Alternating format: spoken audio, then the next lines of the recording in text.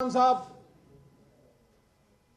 चाहे जेल में हो चाहे जेल से बाहर हो, पिछले 54 साल से वो सब जिलाली परचम के लिए दुनिया में चार दांगे आलम अपनी कोशिश कर रहा है कि मुल्क भी मेरा है और फौज भी मेरी है।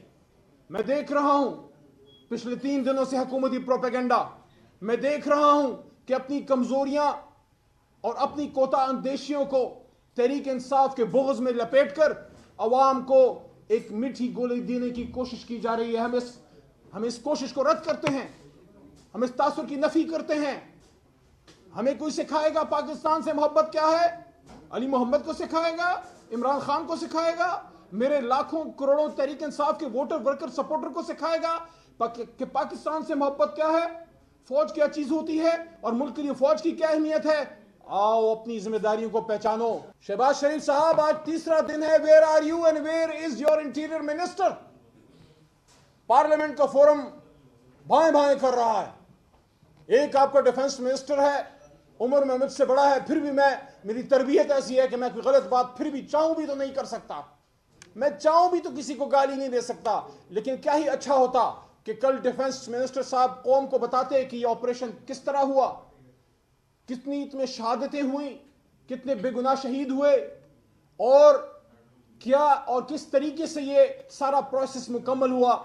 हमारी एसएसजी के कमांडोज, पाक फौज के जवान और हसास इदारों के लोग और पैरामिलिट्री के जवान, जिन लोगों ने इसमें जिसने ऑपरेशन किया है इसमें और जिसने इसको सक्सेसफुली कंप्लीट किया है, हम उनको सलाम पेश करते हैं। और जो शहीद हैं, जो सिविलियंस शहीद हुए हैं, आम पाकिस्तानी या फोर्सेस के लोग, वो हम सब के मुश्तरका शहीद हैं।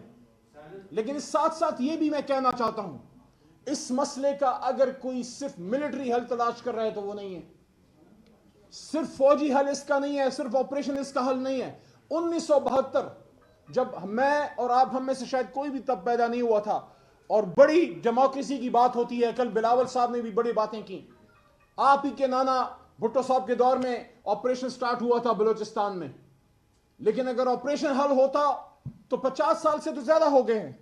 गोली से मसला हल नहीं हुआ, बोली से मसला हल होगा। गोली से मसला हल नहीं होगा, बोली से मसला हल होगा, गुफ्तगू से मसला हल होगा।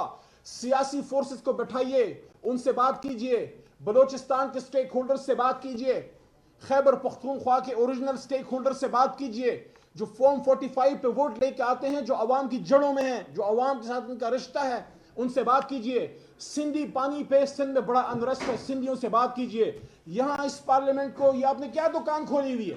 क्या ये तकरीरी मुकाबला करने के लिए है? यहां इससे आप काम लीजिए, यहां कौम को इकट्ठा कीजिए, सियासी डायलॉग की इब्तिदा कीजिए। मैं आज कौमी असम्बली के फ्लोर से बाहर पार्लियामेंट के आंगन में यहां कलमे के नीचे आपसे मुखातिब हूं, यह कह रहा हूं कि बलोचिस्तान की संगीनी को समझिए। जो हमसे लड़ रहे हैं, जो हम पे गोली चला रहे हैं, मैं फोर्सेस को कहता हूं कि आप जब उनसे मुकाबला कर रहे होते हैं, आप ये ना समझिए आप अकेले हैं। 25 करोड़ के 25 करोड़ आपके साथ हैं। लेकिन मैं सियासी लीडरशिप से ये कहना चाहता हूं कि फौजी तो लड़ लेगा, लेकिन सियासी मसला आपको फौजी हल करके नहीं दे सकता। वो शहबाज शरीफ साहब को, आसिफ जरदारी साहब को, मियां नवाज शरीफ को और खासकर मुल्क के और कौम के सबसे बड़े लीडर, उम्मत मुस्लिमा के एक बहुत बड़े सुरखैल मर्द वहरान इमरान खान, उनको आप बाहर लाइए। आपने तुर्क का पत्ता जेल के अंदर रखा हुआ है, काहे को जीतेंगे, कैसे जीतेंगे? इमरान खान ने अपनी हुकूमत में 2 बार उम्मत मुस्लिमों का इधर इकट्ठा किया और आपको साबित किया कि अगर विल हो where there is a will, there is a way. Kabul और इस्लामाबाद में पहली बार मोहब्बत बढ़ रही थी, अमन आ रहा था, सेंट्रल एशिया खुल रहा था, दहशतगर्दी खत्म हो रही थी, अफगान पाकिस्तानी भाई भाई की तरह रहना शुरू हुए थे और जो इंडियन इन्फ्लुएंस था वो कम हो रहा था। इमरान खान साहब ने अफगानिस्तान में इंडियन इन्फ्लुएंस और उनके बेशुमार अड्डे बंद करवा दिए थे और एक ताल्लुक ऐसा बन रहा था कि अफगानी मान रहे थे कि इमरान खान वज़ीर आज़म पाकिस्तान इस खित्ते में अमन ला रहा है। और अली मोहम्मद की और इमरान खान की बात अगर नहीं समझते तो अपने शार मशरिक की तो समझ लो।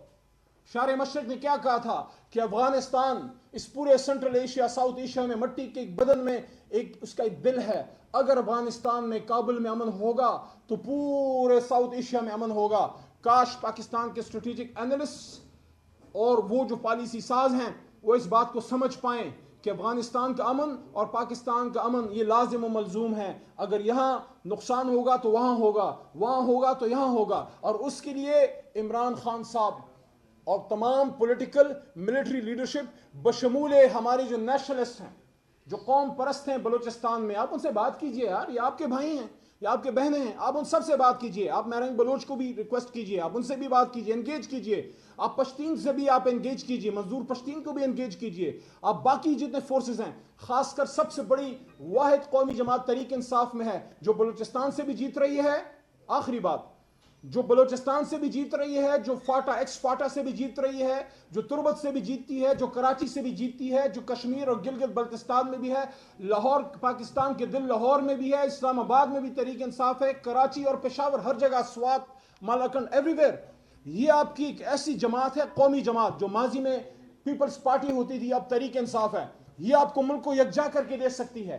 तहरीक इंसाफ सब दिलों को जोड़ सकती है। क्या ही अच्छा नजारा होगा कि तमाम नेशनलिस्ट, तमाम मजहबी और सियासी जमातें और अस्करी क़यादत, आप यहां पे आइए, इस पार्लियामेंट में कलमे के नीचे बैठिए, कहीं जाने की जरूरत नहीं है। यहां आइए, यहां बैठिए, डायलॉग कीजिए, मसले को हल कीजिए। जब आप बलोचों के, बलोचिस्तान के लोगों के मसले के हल पे संजीदा नजर आएंगे, वहां की अवाम भी आप पर ट्रस्ट करना शुरू करेगी। और तब दहशतगर्द अकेले होंगे जो हिंदुस्तान के फंडों पे पलते हैं, जो हिंदुस्तान के पैसों पे पलते हैं, और पाकिस्तान वो बिल्कुल अकेले रह जाएंगे। यकीन कीजिए, गिनती के चंद लोग होंगे जो आपसे नाराज हैं, जिनको गिले हैं, जिनको शिकवे हैं, इनको अपने सीने से लगाइए। और हम तो हमेशा ये सुनते थे कि रियासत माँ जैसी होती है, बड़ा हो गया सो तेरी माँ का किरदार, अब सगी माँ का किरदार अपनाइए। बहुत शुक्रिया। पाकिस्तान जिंदाबाद।